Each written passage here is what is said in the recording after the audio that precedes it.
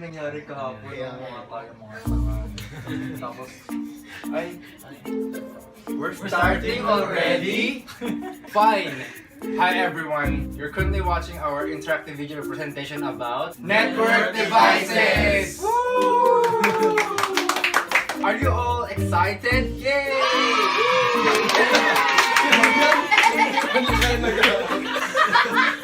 Now you get to decide what we're explaining in real time. This is totally not inspired from Black Mirror Bandersnatch. Okay, before we proceed, do you want us to start already? Yes? Or no? Faster, not getting any younger down here. Okay, good. No? Do you want us to make kitik-kitik with each other for the whole presentation? Hey boy, look, I'm gonna make this simple for you. You have two choices. Yes or yes.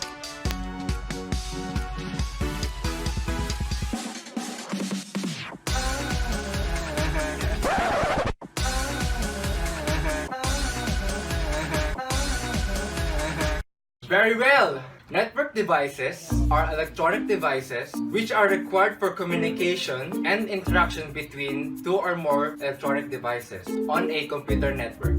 Let's begin with the network devices.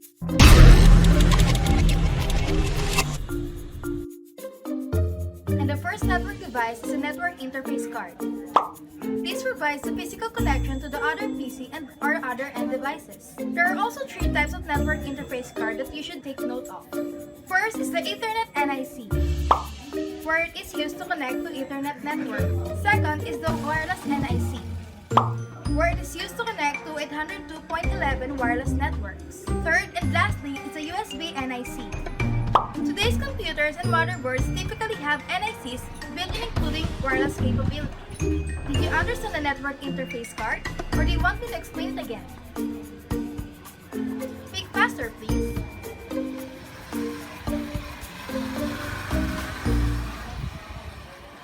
Ang network interface card or NIC ay isang device that end devices connect to a network. Simple as that. Meron siyang tatlong klase, which is Ethernet NIC, used to connect to an Ethernet network, wireless NIC, used to connect to a wireless network, and USB NIC. Naiintindihan niyo na po ba? Diyos ko, ayoko na mag-explain. Proceed na tayo sa next. Nice! Buti naman. Let's now proceed to repeaters, bridges, and hubs. こんにちは皆さん、ビクターです。何を説明してほしいですか？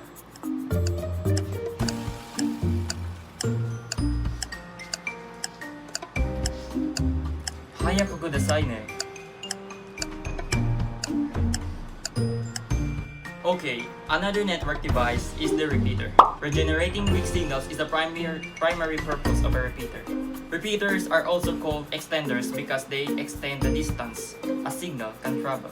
In today's networks, repeaters are most often used to regenerate signals in fiber optic cables. Okay, next device is the hub, where it receives data on one port and then sends it out to all other ports. A hub is a legacy device that extends the number of devices that could be connected to the local area network. When one device sends traffic, the hub floods that traffic to all other devices connected to the hub. The devices are sharing the bandwidth. Ayun, so another device is the bridge, wherein it is also a legacy device that was used to divide a LAN into segments. Bridges keep a record of all the devices on each segment. A bridge can then filter network traffic between local area network segments. Nagets nyo ba lahat o kailangan nyo ba ng explanation? Ngayong maglaluto tayo ng adobong manok. Nagets nyo ba lahat ng aking sinabi? Dali, gagawa pa ako ng aking assignment.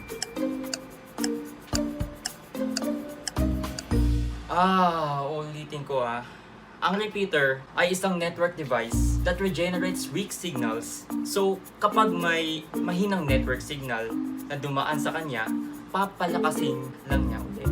Ang hub ay isang legacy network device na nagbibigay extension sa other devices sa isang LAN. Sa bridge ay ang naghihiwalay sa LAN sa ibang segments. Ang keyword ay segments. Gets nyo ba? Very good. Mukhang talaga nakikinig kayo. The succeeding network device that was made to replace the hub, which is the switch. While the hub segments a LAN, the switch microsegments a LAN instead. Microsegmenting means that switches filter and segment network traffic by sending data only to the device which is sent. This provides higher dedicated bandwidth to each device on the network. There are also two types of switches: managed and unmanaged switches. Managed switches are typically installed by network administrators to a larger network. It comes with additional features that the network administrator can configure to improve the functionality and security of the network. Unmanaged switches are in a home or a small business network instead. These switches have no management interface. Are we all clear? Pakibilisan naman, magpo-program pa ako.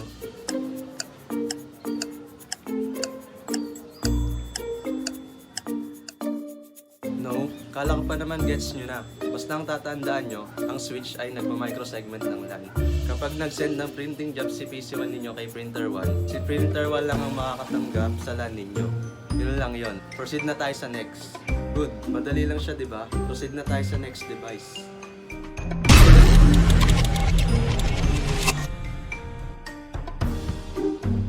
Ang susunod nating tatalakayin na network devices ay ang wireless access points at router. Anong gusto niyong unahin ko?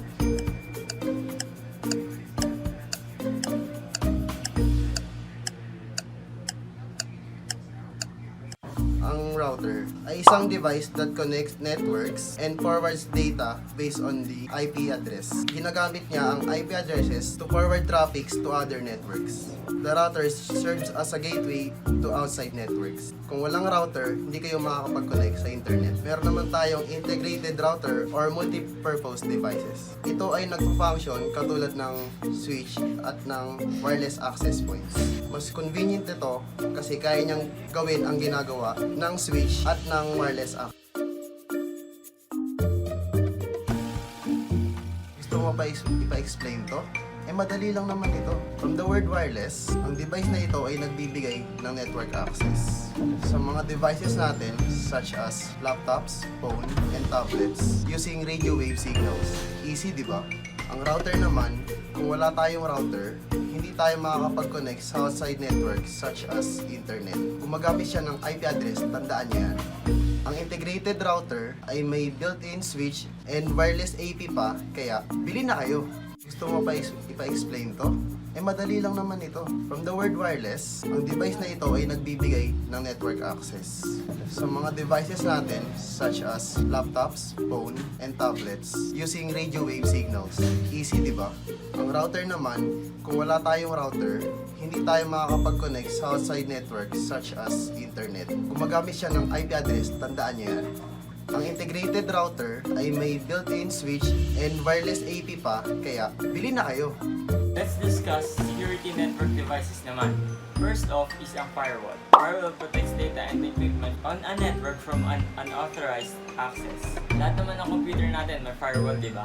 Firewall uses various techniques for determining what is permitted and denied access to a network segment, such as an access control list or ACL. So, gets nyo ba ang firewall?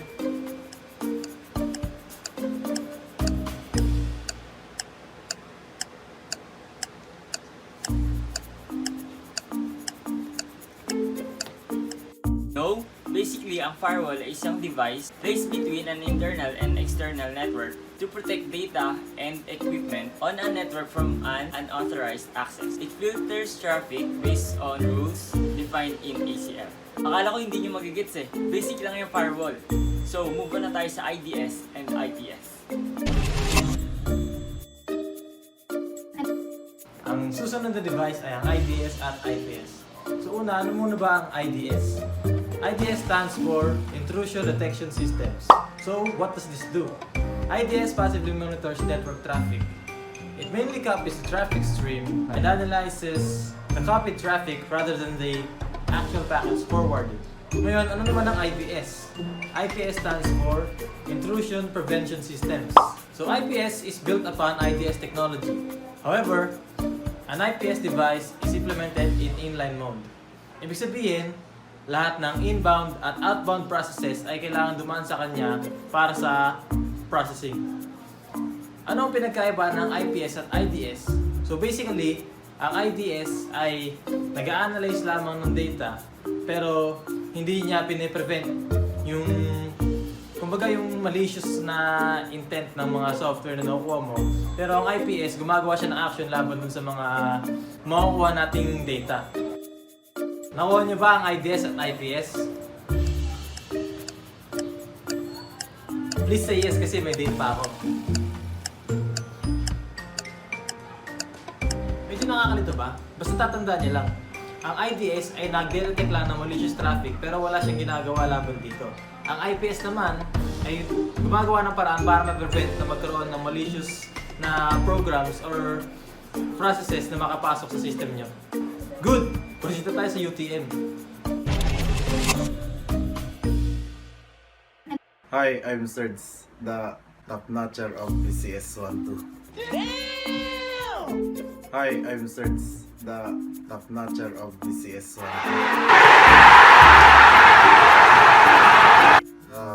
Notcher. What do you like me to explain?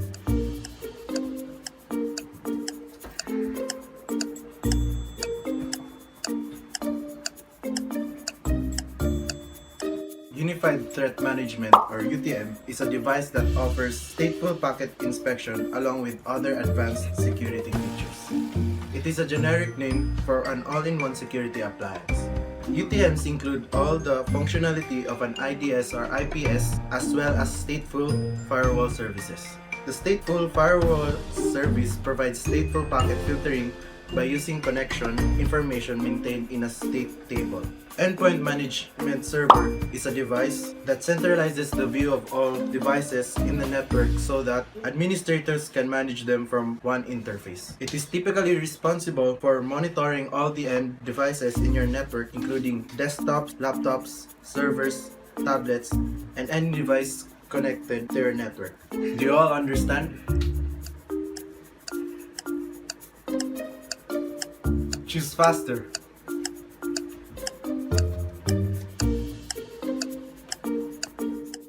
The only thing you need to remember about UTM is that it offers all-in-one security. On the other hand, EMS is typically a device that monitors all the devices connecting to your network, so the administrators can manage them all from one interface. Guys, tandaan nyo lang na ang power over Ethernet ay nagpa-power ng devices gamit ang Ethernet. Ang Ethernet over power naman ay nakakapag-connect sa power gamit ang Ethernet. Kuha po ba? Ito, madali na lang din ito. Legacy systems are those computer and networking systems that are no longer supported but are still in operation in today's networks. Ang legacy system ay vulnerable sa mga security breaches dahil hindi sila pwedeng i-upgrade or i-patch. Ang embedded systems ay isang special purpose microchip that are programmed to carry out specific function.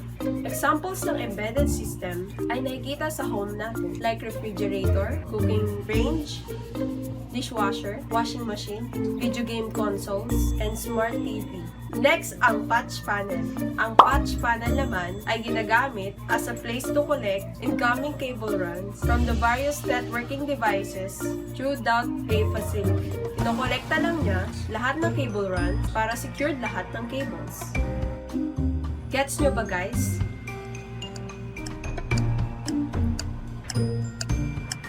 Any violent reactions?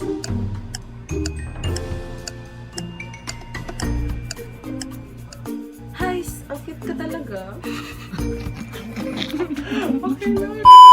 Ang legacy system ay computer at network system na hindi nagsosupport ngayon. Hindi siya pwedeng i-upgrade. Ang embedded systems naman, ito ay yung may mga microchips nakaprogram na may specific functions tulad ng mga nakikita natin sa bahay natin. Ang patch panel naman, basically storehouse siya ng cable run na galing sa various networking devices. Nice! Ang gagaling talaga ng mga bata. Move na tayo sa PoE at EOP. tuloy na. Power over net or PoE is a method for powering devices that do not have a battery or access to a power outlet. Ether over power is more commonly Ethernet over power or EOP is more commonly known as power line networking.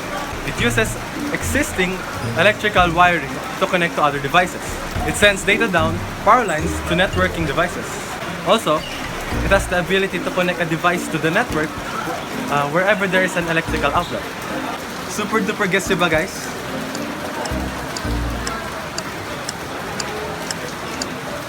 Uy, bilisan nyo!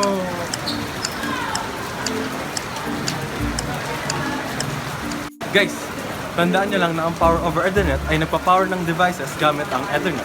Ang Ethernet over power naman ay nakakapag-connect sa power gamit ang Ethernet. Kuha po ba?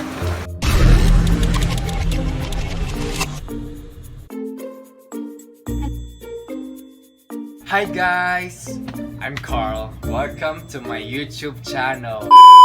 Charot lang. Ang cloud-based network controller ay isang device that allows administrators to remotely manage many devices through one dashboard interface. Basically, from the word cloud-based, device siya sa cloud that allows network administrators to manage network device. Okay po ba?